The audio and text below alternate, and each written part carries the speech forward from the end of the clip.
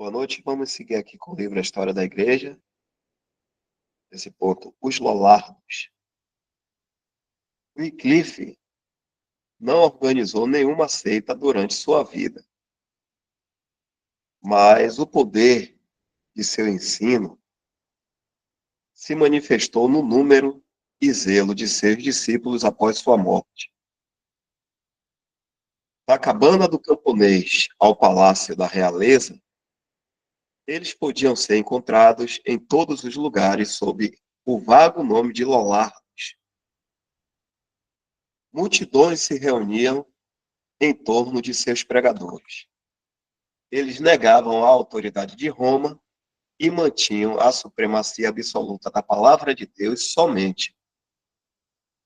Eles sustentavam que os ministros de Cristo deveriam ser pobres, simples e levar uma vida espiritual. E eles pregaram publicamente contra os vícios do clero. Por um tempo, eles encontraram tanta simpatia e sucesso que, sem dúvida, pensaram que a reforma estava prestes a triunfar na Inglaterra. No ano de 1300, os seguidores de Wycliffe corajosamente peticionaram ao parlamento para que abolissem o celibato, a transubstanciação, as orações pelos mortos, as oferendas a imagens, a confissão auricular e muitos outros abusos papistas. E então pregaram sua petição nos portões da Catedral de São Paulo. E na abadia de Westminster. Westminster.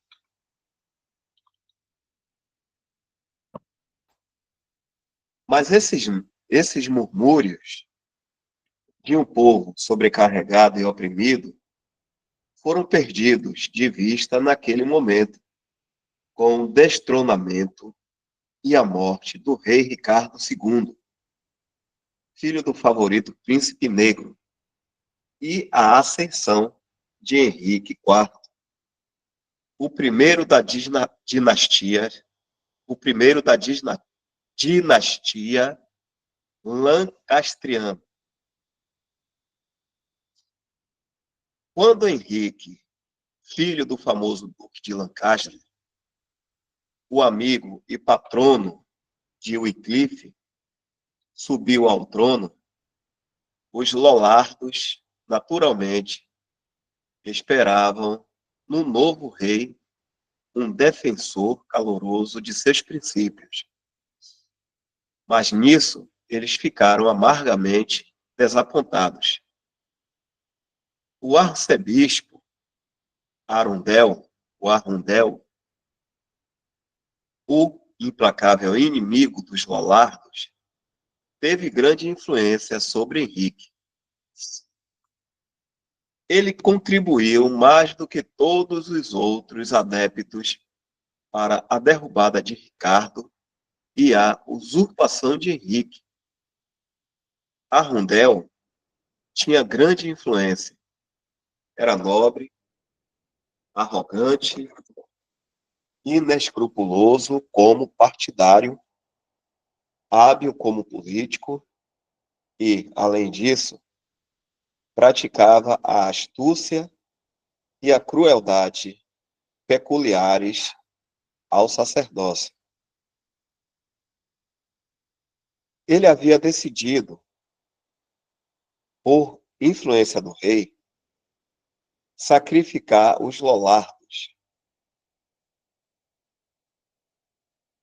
Praticamente, o primeiro ato de Henrique IV foi declarar-se o defensor do clero, dos monges e dos frades contra seus perigosos inimigos.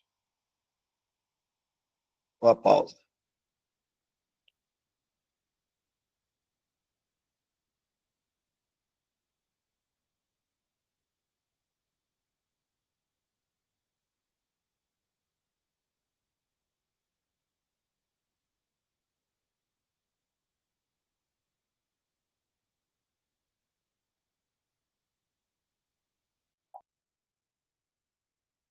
o Estatuto para a queimada de hereges.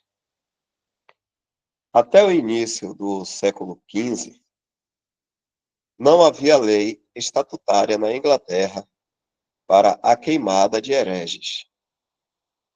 Em todas as outras partes da cristandade, o magistrado, como sob a antiga lei imperial romana, havia obedecido ao mandato dos bispos.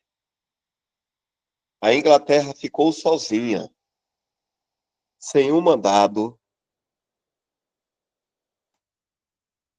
Nenhum oficial executaria um criminoso eclesiástico, entre aspas, em todos os outros países. Diz Milman, aspas, o braço secular recebia o delinquente contra a lei da igreja.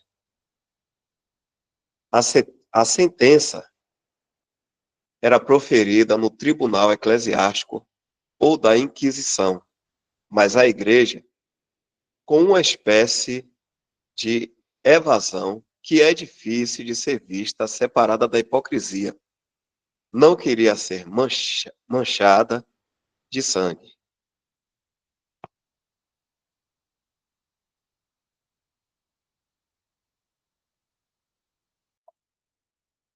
O clero ordenava, e isto sob as mais terríveis ameaças, que o fogo fosse aceso e a vítima amarrada à fogueira por outros,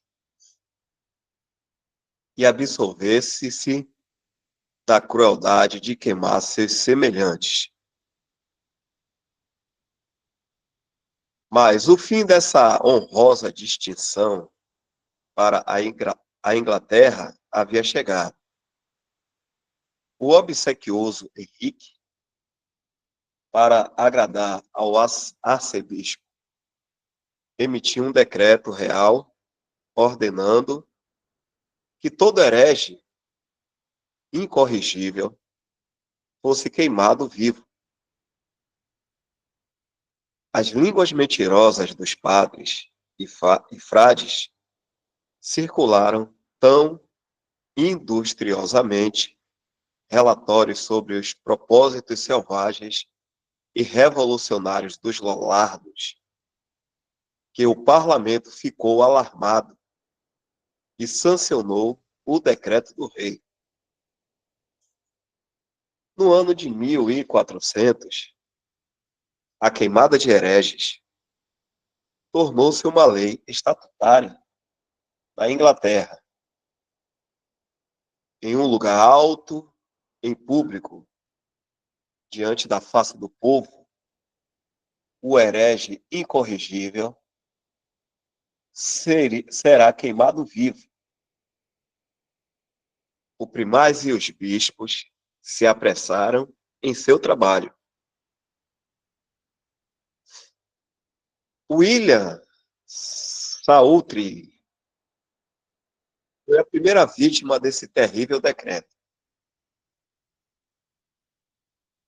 Ele é o protomarte do wyclifismo. Ele era um pregador da igreja de Santa ou St. Ossite, em Londres. Por medo natural do sofrimento, ele se retratou e depois voltou a pregar novamente em Norwich. Mas depois, vindo a Londres e ganhando mais força mental por meio da fé, pregou abertamente o evangelho e testificou contra a transubstanciação. Ele foi então condenado às chamas como um herege reincidente. A cerimônia de sua degradação, diz o historiador, aconteceu na Catedral de São Paulo, com todas as suas minuciosas, perturbadoras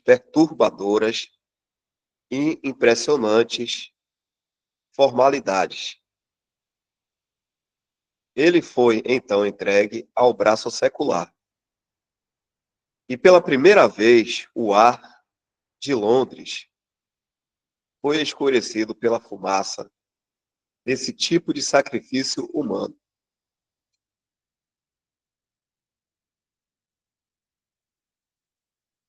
A segunda vítima desse decreto sanguinário foi um simples trabalhador. Seu crime era comum entre os lollardos, a negação da transubstanciação. Rapidamente aqui, irmãos. Talvez alguns irmãos não saibam essa palavra aí. Transubstanciação. Isso aí eles estão se referindo no momento da ceia, em que existe o pão e o cálice com vinho para a ceia do Senhor. E a Igreja Católica alega que houve um momento em que aquele pão se tornou o corpo de Cristo, a carne mesmo. Naqueles momentos ali desse culto deles, isso acontecia. Ou aconteceu uma vez, algum irmão pode falar melhor. O vinho, ele se transforma em sangue naquele momento. Ele se baseia em algumas palavras do Senhor, né? Dizendo que a carne dele é verdadeira comida e o sangue dele é verdadeira bebida, além de outras coisas também. Então, eles alegam que naquele momento ali, a pessoa está comendo ali a carne de Cristo mesmo e tomando o sangue dele mesmo. Ou aí pode ser a transubstanciação, a história direta de que houve um momento que um pão se transformou em carne e o vinho se transformou em sangue. E eles aí têm vamos dizer, esses símbolos guardados em um lugar.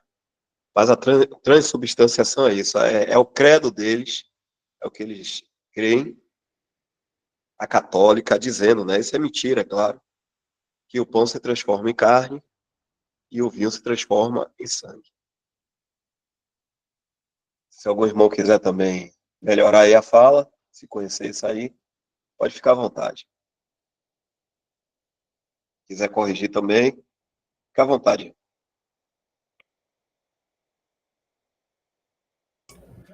O sentido foi esse mesmo que o irmão falou. É um procedimento dado pelo catolicismo. A palavra em si, na realidade, é uma doutrina, né? Tornar literalmente aquilo que vinha se fazendo como simbologia. Então, o sangue e o corpo de Cristo dentro do universo católico, vamos dizer assim, é essa concepção de que seria exatamente o corpo de Cristo. Não uma simbologia, mas uma realidade fática da coisa. A linha que o irmão respondeu é isso aí mesmo. Agora é uma doutrina, é considerado como doutrina.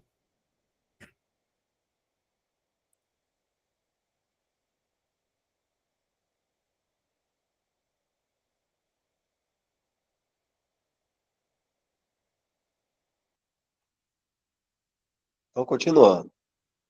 Esse pobre homem, John Bad, foi trazido de Worcester para Londres para ser julgado.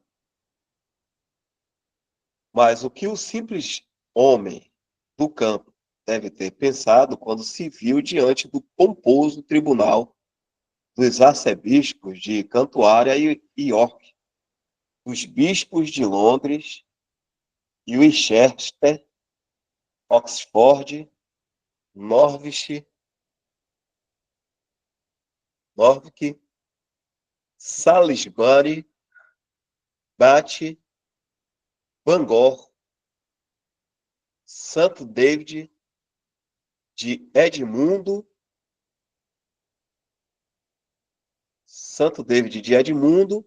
o Duque de York, do Chanceler e do Master of the House. É a pergunta, né? Que ele deve... aqui. Que esse homem deve ter pensado diante disso tudo aí.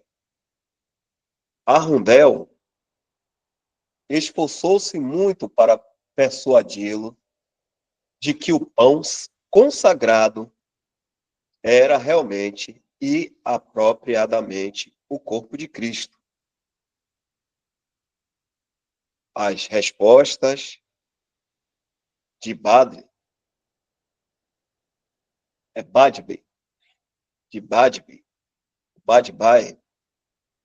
foram dadas com coragem e firmeza, e em palavras de simplicidade e bom senso. Ele disse que preferia acreditar no Deus onipotente da Trindade, e disse, além disso, que se cada hóstia, sendo consagrada no altar, fosse o corpo do Senhor, então haveria 20.000 deuses na Inglaterra. Mas ele cria em um Deus onipotente. Este herege incorrigível foi condenado a ser queimado vivo por esses lobos, ou melhor, demônios, em pele de cordeiro. O príncipe de Gales passou, por acaso, por Smithfield, no momento em que o fogo estava aceso, ou tinha vindo propositalmente para testemunhar do ato da fé. Ele olhou para o Marte, calmo e inflexível. Mas na primeira sensação do fogo, ele ouviu a palavra misericórdia sair de seus lábios. O príncipe, supondo que ele estava implorando a misericórdia de seus juízes, ordenou que fosse retirado do fogo. Você vai abandonar a heresia? Perguntou o jovem Henrique V. Você se conformará com a fé da Santa Mãe Igreja? Se quiser, terá um auxílio anual do Tesouro do Rei. O Marte não se comoveu.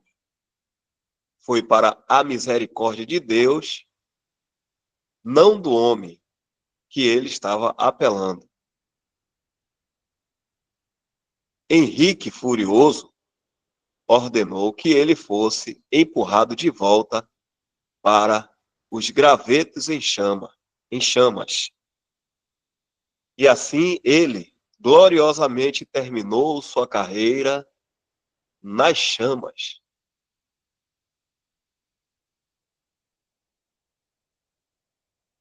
Dá uma pausa aqui.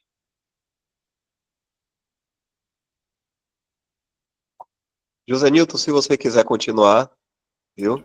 Ou algum outro irmão aí. Todo prazer. Vamos lá. As Constituições de Arundel. Encorajado pelo semblante real, o clero redigiu as conhecidas Constituições de Arundel, que proibiam a leitura da Bíblia e dos livros de Wycliffe, afirmando que o caráter do Papa não era meramente entre aspas, de um homem puro, mas do verdadeiro Deus aqui na terra. A perseguição, então, se enraivecia na Inglaterra. Uma prisão no Palácio Arquiepiscopal de Lambeth, que recebeu o nome de Torre dos Lollardos. Estava lotado com os seguidores de Wycliffe. Mas havia também um prisioneiro nos recintos reais, assim como na Torre dos Lollardos. A morte, a mensageira do juízo divino para os não perdoados, havia chegado. No ano de 1413, Henrique IV morreu. Entre aspas. Como aos homens está ordenado morrerem uma vez, vindo depois disso o juízo. Essas duas nuvens negras e pesadas, morte e juízo, estavam então prontas para explodir em toda a sua fúria na alma desprotegida do monarca perseguidor. Seus últimos anos foram obscurecidos por uma doença repulsiva, erupções em seu rosto. Mas, qual deve ser o seu futuro? Escurecido não apenas por uma doença temporal, que a misericórdia divina restringe dentro de certos limites, mas com a vingança total da desgraça eterna. E escureceu e se aprofundou ainda mais pelas sombras assustadoras das pilhas em chamas de Smithfield. Ó morte, ó julgamento, ó eternidade, grande, terrível e certa. Como é, porque é, que o homem, em cuja própria natureza está esta verdadeira verdade solene, está profundamente plantada. Seja qual esquecido e indiferente. Uma coisa é certa, com respeito ao juízo e retribuição futuros, que o mesmo, onde tais doutrinas não sejam expressamente negadas, elas não ocupam o púlpito e a imprensa da mesma forma com que ocupam o Novo Testamento. Há uma aversão muito geral a pressionar a maneira simples das Escrituras esses assuntos tão terríveis. Ainda assim, não se pode negar que os discursos de nosso bendito Senhor, cuja missão era o amor, a mais terna compaixão, a mais rica graça, então, repletos das mais solenes declarações sobre o julgamento futuro. Alguns podem dizer que o medo do castigo é um motivo comparativamente baixo.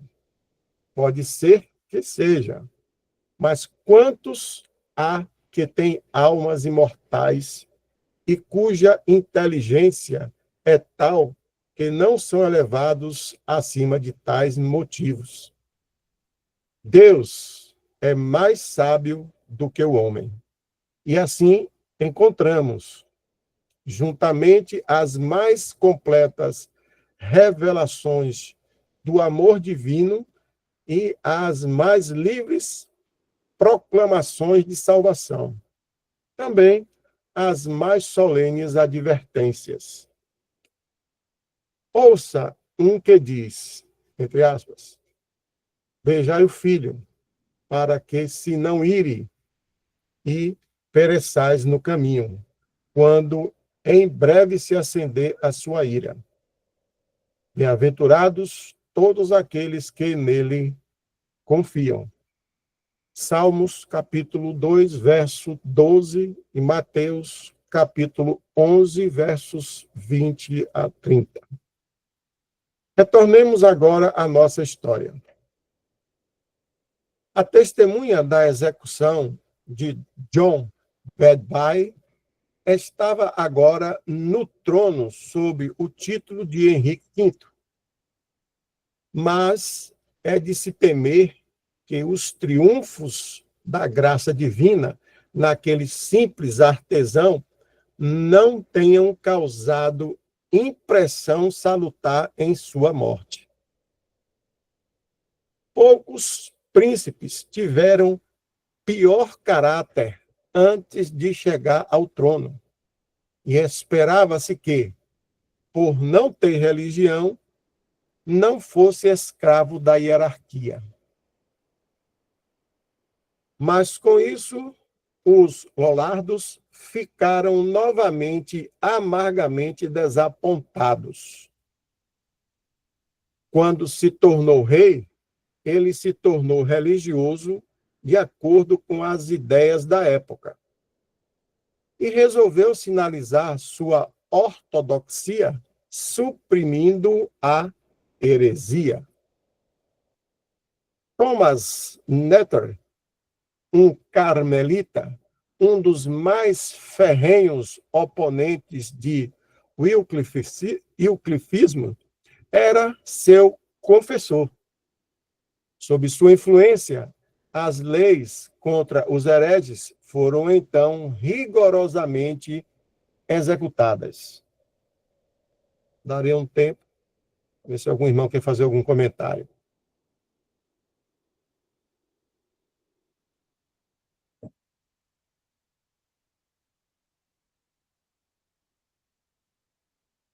Vamos lá.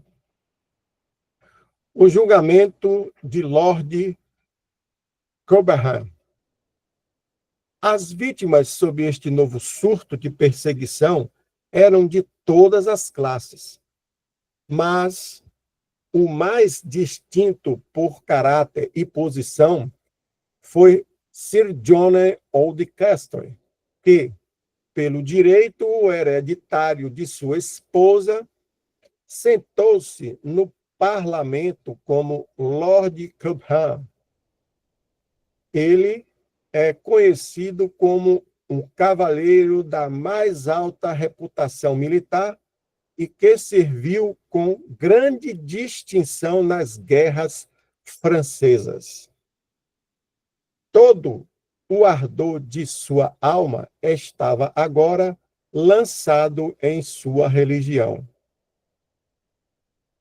Ele era um Wyclifita, um crente na palavra de Deus, um leitor dos livros de Wycliffe e um violento opositor do papado.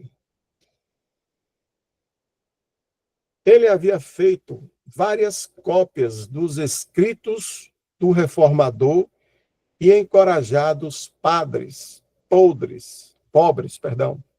a distribuí-los e a pregar o evangelho por todo o país. Enquanto Henrique IV viveu, não foi molestado. O rei não permitiria que o clero colocasse as mãos em seu antigo favorito.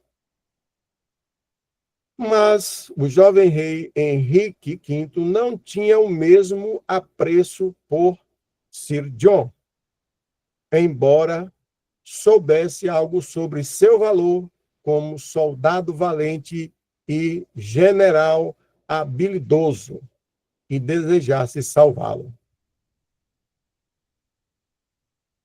O primaz Arundel observava de perto os movimentos de seu antagonista e resolveu esmagá-lo. Ele foi acusado de ter muitas opiniões heréticas e, com base nesses crimes, foi denunciado ao rei. Ele foi convocado a comparecer e responder perante Henrique. Cobham alegou a mais submissa lealdade. Entre aspas, eu estou muito pronto e disposto a obedecer. És um rei cristão, um ministro de Deus, que não empunha a espada em vão, para o castigo dos malfeitores e a recompensa dos justos. A ti, sob a autoridade de Deus, eu devo toda a minha obediência. Tudo o que me ordenares, em nome do Senhor, estou pronto para cumprir. Ao Papa, não devo obediência nem serviço. Ele é o grande anticristo, o filho da perdição, a abominação da desolação no lugar sagrado. Henrique afastou a mão de Cobham enquanto apresentava sua confissão de fé. Entre aspas. Não vou receber este documento. Apresentem-no aos seus juízes. Cobham retirou-se para seu forte castelo em Cowling, perto de Rochester. Ele tratou com total desprezo as convocações e excomunhões do arcebispo. O rei foi influenciado a enviar um dos seus oficiais para prendê-lo. A lealdade do velho barão reverenciou o oficial real. Se fosse qualquer um dos agentes do Papa, ele teria resolvido a questão com sua espada, de acordo com o espírito militar da época, ao invés de ter obedecido. Ele foi levado para a torre, uma viagem de mau agouro para quase todos os que já passaram por ali. O tribunal eclesiástico, tal como foi com John Bedby, estava sentado na Catedral de São Paulo. O prisioneiro apareceu. Entre aspas, devemos acreditar, disse Arundel. Entre aspas. No que a Santa Igreja de Roma ensina, sem exigir a autoridade de Cristo. Ele foi chamado a confessar seus erros. Acredite, gritaram os padres. Acredite. Estou disposto a acreditar em tudo o que Deus deseja, disse Sir John. Entre aspas.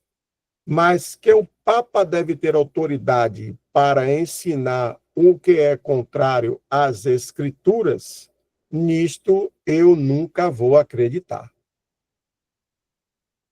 Ele foi levado de volta à torre. 2 dias depois, foi julgado novamente no convento dominicano. Uma multidão de padres, cônegos, frades, escrivães e vendedores de indulgências lotou o grande salão do convento e atacou o prisioneiro com linguagem abusiva. A indignação reprimida do velho veterano finalmente explodiu em uma denúncia profética e selvagem contra o Papa e os prelados. Entre aspas. Vossa riqueza é o veneno da igreja, gritou ele em alta voz. entre aspas. O que você quer dizer? Disse Arundel.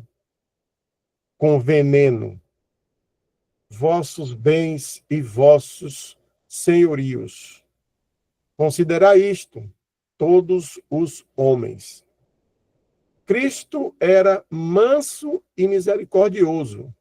O Papa é altivo e um tirano. Roma é o ninho do anticristo. Desse ninho saem seus discípulos. Ele foi então considerado herege e condenado. Retomando sua calma coragem, ele caiu de joelhos e, erguendo as mãos ao céu, exclamou, entre aspas, eu te confesso, ó Deus, e reconheço que em minha frágil juventude eu te ofendi seriamente com meu orgulho, raiva, intemperança e impureza. Por essas ofensas, eu imploro tua misericórdia. Com uma linguagem branda, mas com um propósito severo e inflexível, o astuto padre se esforçou para reduzir o espírito elevado do barão, mas em vão. Entre aspas. Eu não vou acreditar de outra forma, além da que eu já vos disse. Fazei comigo o que quiserdes, por quebrar os mandamentos de Deus. O homem nunca me amaldiçoou, mas, por quebrar vossas tradições, eu e outros somos assim, cruelmente tratados. Ele foi lembrado de que o dia estava terminando, e que ele deveria se submeter à igreja ou a lei deveria seguir seu curso. Entre aspas. Não peço a vossa absolvição. A única coisa que preciso é de Deus, disse o honesto cavaleiro, com o rosto ainda encharcado de lágrimas. A sentença de morte foi então lida por Arundel, com uma voz clara e alta. Todos os sacerdotes e pessoas de pé, com suas cabeças descobertas. Está bem, respondeu o intrépido Cobham, entre aspas, embora condenais meu corpo, não tendes poder sobre minha alma. Ele novamente se ajoelhou e orou por seus inimigos. Ele foi conduzido de volta à torre, mas antes do dia marcado para a sua execução, ele escapou. Rumores de conspirações de um levante geral dos Lollardos agora circulavam pelos padres e frades. O rei ficou alarmado. Cerca de 40 pessoas foram imediatamente julgadas e executadas. Uma nova e violenta lei foi aprovada para a supressão dos Lollardos. O governo temia que um homem como Cobham liderasse a insurreição. 1000 marcos foram oferecidos por sua prisão. Não parece que tenha havido qualquer fundamento para esses alarmes, exceto as mentiras dos padres, seus falsos rumores. por cerca de 3 anos, Lord Cobham esteve escondido no país de Gales. Ele foi trazido de volta em dezembro de 1417 e sofreu sem demora. Dá um tempinho para ver se algum irmão quer fazer algum comentário, que o próximo título é o martírio desse próprio Lord Cobham. Irmão, o horário já chegou. Ah, tranquilo. Então, aí os irmãos anotar o próximo dia, se assim o senhor permitir, o martírio de Lord Cobham.